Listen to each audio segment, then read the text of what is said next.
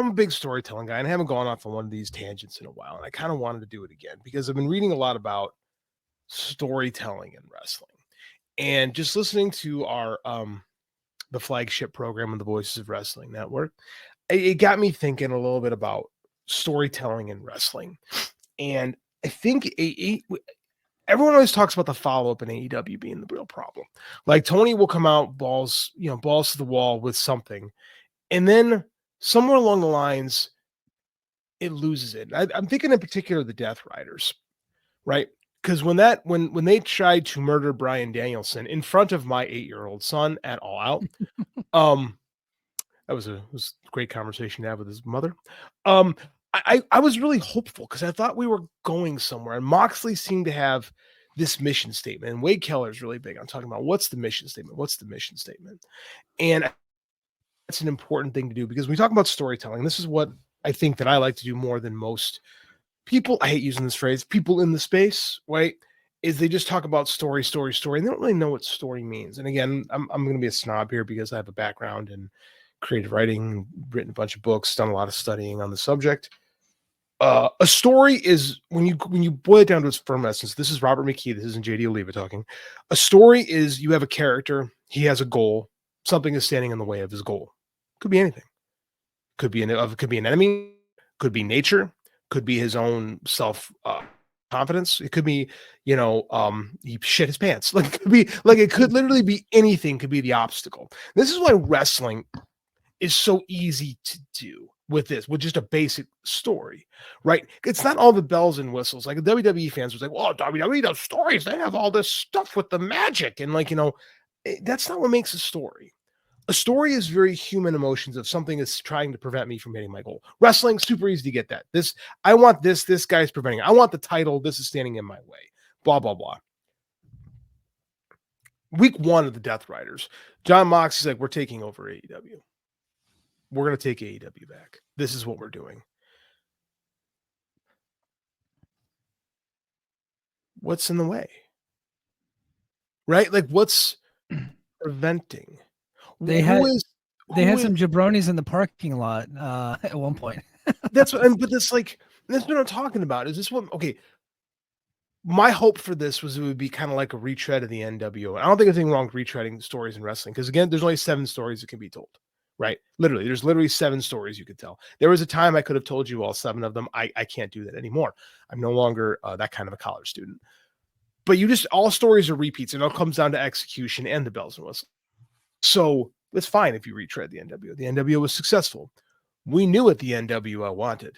We had it, and we had that mission statement doled out every week for 2 years, right? And consequently, the rivals of the NWO constantly told you what their goal was, right? And it was boiled down to the Hulk Hogan stories. Hulk Hogan, the NWO is basically Hulk Hogan has lost it, right? Hulk Hogan has lost a step. In order for him to get back to where he needs to be, because he's an insecure man, right? He surrounded himself with an army to keep himself on top. So it was very much like what was playing out in real life was actually happening on the screen too. So it was a real life imitating art thing. So that was the Hulk Hogan character arc at that point, right? I'm going to keep myself on top, and I've built up all these pawns to prop me up. And then you had the Sting character, right? Sting is going to take this down because everyone had lost faith in him, right? What is Sting fighting? Sting is fighting against the NWO. He's fighting against WCW, the people who he had trusted, who had lost faith in him. Really good stories. And I think that's what made the NWO really work is like when you got that initial wave done of like, we're taking over, we're bulldozing, and they just destroyed the company right away. Then you start the Sting archetype of where is Sting? What is Sting about? And that became as important as the NWO itself, which is why everything kind of fizzles out after Starrcade 97 because the story was done. Right. And the next year, it really went all over the place because they didn't realize that they had finished the story. Right.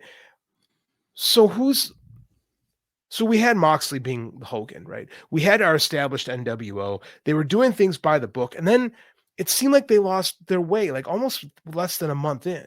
Yeah. Like there was no like, this is what we're doing. This is why we're doing it. This is how we're going to do it. They lost a lot of that how. They told us why. They didn't tell us how or what the plan was. Like, we're going to take over AEW. What does that mean? You're going to take over AEW. What does that mean? What are you, from who, from how? How is it going to be different when the Deathriders running it? And now what is the opposition? Who is who is standing in the way? How are they standing in the way? Like, they gave us Orange Cassidy, a character who by his very nature is indefinable. He has no real goal, and to expand the character, but I think we can all admit it didn't work. Right? The buy rate's down. We have this 4-way that's really lost. So we never had that. This is where I'm going. This is how we have to fight back. Like, so again, this is where people say Tony struggles with story, and he really does. It's like, where is this? Where are we going with this? Like, it's no secret that we've completely lost interest in this. Right? Because we don't have it's not clearly defined rules, but it's clearly defined goals. Right. There are no longer clearly defined goals for these characters at this point. So it's like the pace is lost. Like, the beats don't matter, and the beats aren't existent because nothing is happening. Right. What started out interesting is just kind of there.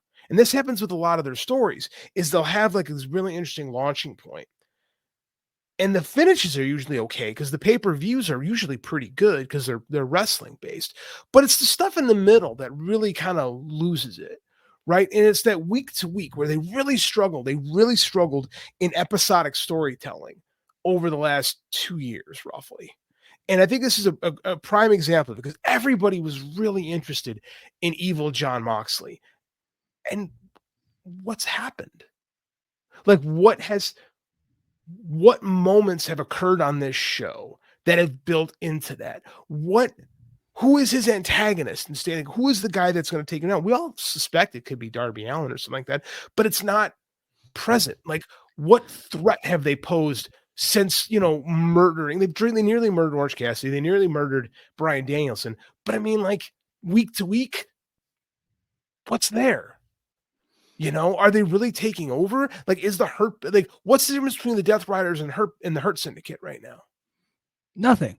That's what I'm saying. Like, I think the Deathriders are a bit more savage. I think they're a bit more sadistic than Hurt Syndicate, but that's really it. And I think that the Deathriders, their story, it went from we're taking over, and it evolved into, well, these guys need to just step up. And to get them to step up, they're murdering them, which I don't know is all that helpful for them to step up to be better stars. And it doesn't help when Excalibur is telling us they're fighting for the soul of AEW. What does that mean? That's a platitude. Yeah. Like, and again, I'm not going to get angry and fiery about this. I'm trying to do this as like clinically as possible, and not come at it as an attack point or being like, you're being mean or you're attacking them. Like, if you want to tell me anything, tell me I'm being a snob. I can live with that. Like, what does this mean? We're battling over the soul of AEW. Why do we have to constantly reinforce that this company used to be better? Like, WWE never tells you it used to be better. They're always telling you this is the greatest era ever, right? And they say it to you to the minions believe it, right? They make their own reality. Like, no, someone says in the chat, be mean. I don't want to be mean, because I have been mean. I have gone crazy, and I think it diffuses my argument when I do that. I think when you go to, because they have listened to our show before. We have verified that. And if we go too mean, at some point we lose them. I know. So this is very much JD trying to be constructive criticism to get through to the powers that be that have actually listened to the show. And JD knows for a fact that I'm going to clip this and I'm going to label it to get the attention of the right people, because there's something missing with the product. There is. And like, and again, I've said this before numerous times. I used to love Wednesdays. Wednesday used to be my favorite day of the week. And now I got kids practice on Wednesday, and Wednesdays become like, I used to watch the night show, but it's like, I get up early to lift on Wednesdays, and I come home and I'm tired, and it's like, well, I can hang out with my wife a little bit before bed, or I can stay up late and watch Dynamite. And it's just like, the show is really struggling. And honest to God, it's waiting for the West Coast feed kind of breaks me sometimes. Like, I think now that the Max thing, I think as a viewer, I think I can be more engaged because I can start the show whenever. I don't have to wait for that to go. I don't have to wait for commercials. Like, I think that's going to be better for me personally. But at the same time, like, I'm not I'm not as engaged as I once was. And it's not being angry. And I've seen this, right? And this is me talking, right? When I'm really, and I've had many, many shows where I've gone off and been like all fired up, and I can be like Coach JD. Coach JD is a fucking maniac. And I don't want to be that guy right now because I don't feel like the message gets delivered. I want to be as constructive as possible. And I don't want to be Eric Bischoff and be like, they suck or something like that. Like, I don't want to be that guy. I don't want to even be Brian Alvarez, who I think he loses the plot on a lot of his criticisms. And I think that when you sit there and praise NXT, a show that has zero logic ever, as like good storytelling, like you don't, I think it hurts your case. So what I'm trying to do right now is I'm trying to talk this in the most clinical ways as possible. And with that giant room of writers that they have right now, and the fact that the vast majority of them come from Vince, where this stuff isn't important, right? It's not a coincidence that their show got better when that mindset left. Mm-hmm. Right. But that mindset now has infiltrated AEW because of all the influencers in this space. I hate that phrase, saying, well, you have to bring more WWE guys in. So they trim the fat over there and they've been feasting on fat here. So all you've done is just taking bad garbage. Like, you're just eating fat. You're not getting to the meat of things. So like, you have a lot of stuff happening, and stuff happening isn't story beats. Right? It's just stuff to fill time on a show. And that's not good. It doesn't create for a good viewing experience. And I'm not wrong on this. Look at the ratings, look at the ticket sales, look at the pay-per-views. It's all gone down. It's all gone down. And it is because the stories aren't as engaging. And I'm afraid, we talked on this show a couple weeks ago where I proposed like they do a lot more sports-based storylines just to differentiate them. Like, playing for a contract, winners get X amount of dollars, like, taking more influence from the sporting world because it's different than what WWE does. So I'm not saying you have to have, the Undertaker with his druids and stuff, because that's not story either, right? That's just bells and whistles. A story at its core is character A wants something. He can't get it because this other thing is in his way. And the story is literally the struggle to get from A to B. That's it. That's all you need. And it's so easily ignored. Yeah. I feel like they're missing that with a lot of the different characters. Like, what is Will Osprey's goal right now? Yeah, great question. Other than to have the best match every night. And I'll be honest, like the guy who has the best match every night, that doesn't really matter too much. No, not yeah. It's like, are you winning, bro? Because he's lost 2 matches in 4 days in this tournament. And I really feel like he was their hottest character at the beginning of the year. He was of all of the big signings that they had to start the year off with Okada and Mercedes Moné. I feel like he was really the one that resonated with the audience the most. And we all felt like he was going to be the guy to carry the company forward into the future. And he has lost a lot of luster towards the end of the year. I think what hurt him a lot was quite honestly losing to Swerve. And again, like, well, if you're a hot character, you could lose and come back. And I think that's true when the company is really hot. When the company isn't hot, you have to be building somebody, and they haven't really built anybody. Wow, keep it Wolfson. Yeah, that's Junkyard Akiyama on Twitter. He's got a couple different aliases, by the way. Okay. I like that guy. He's got good stuff, actually. Osprey's lost 7 of his last 9. And I don't think it's bad to have like this is a Triple H trope that he likes to do. Tony does do a lot too, is you have a character lose a lot and then they get hot and have the comeback. And I think that's fine. That's adversity. I think characters need to overcome adversity. The problem is I don't feel like there's a narrative driving Will right now. I feel like right now he's just a good wrestler who's losing matches. And I think he's lost a lot of his connection to the audience. Yeah. Through no fault of his own. Maybe, I know he volunteered to lose to Swerve, and it was a hot match, and it was like, it was cool in the moment, but at the same time, like, where are we going? Yeah. Where are we going? Like, there's nowhere. No one has a very clearly defined role right now. Garcia did. Like, they did a good job of building Daniel Garcia. When he got that MJF and he got hot again, like, there was a nice little story they told. And once he had that TNT title, where are we going? Where are we going? So, I mean, like, it's when you have this, again, you can make this work, right? I've read, I'm a comic book guy. Like, you read team comic books where everyone has like a story going on. You can balance these things, right? You can't push everybody at once, but you can push enough people at once. And I feel like They just throw a bunch of balls in the air, and sometimes they get caught, and sometimes they get dropped, and it's not great. I feel like they could be better, and I feel like from a narrative perspective, they're really lacking, and like all people want is because all Vince cared about was moments, moments, moments. We need big moments, and like, no, you don't. You could have those, but the you need the characters, you need the stories. It needs to lead to big moments, but then those big moments have to resonate for a long term, right? And it has to be more than big moments in matches. Correct. Because we have so many good matches all over every television show. Mm-hmm. Everybody's kind of doing all the same stuff, just AEW is doing more of it, and we've kind of lost all of that. And so when you get your teeth sunk into an actual storyline and a character that has this goal and all these obstacles are in its path, you really start to they really start to get over. And I give them credit, but the Cody Rhodes thing is like the perfect example of a story, and then a big payoff at the end, and that everything worked. We just kind of need that for AEW, and it just seems like we thought we were having that. And I think that Muse was on the show over the summer talking about doing something similar with Will Osprey, and it seems like there's no hope for that even happening, especially since the 2025 win at Wembley Stadium is not going to happen. They're not going to Wembley this coming up year. They're doing it in Texas.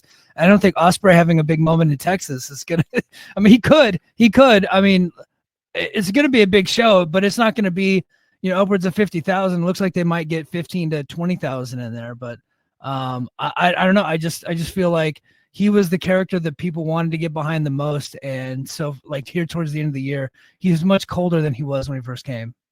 I'm not going to fault him on the Daniels thing, because the Daniels thing was cool, right? I did think the Daniels story. It's hard not to love that. It is. That was actually a pretty successful story that they told with a good ending. Like that actually worked. And again, they squandered it. They built up Bryan Danielson, and they sacrificed him to Jon Moxley, which made sense. But where have we gone since? Yeah.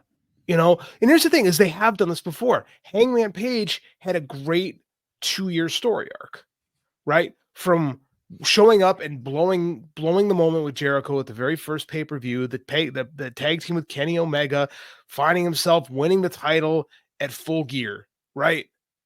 That was a good story. CM Punk, when he came in, was a good story. I'm on my comeback, right? I want one more taste at the big time. Like, that was a good story. And we had a good story with him and MJF too that was really incomplete at the end because, crazy people.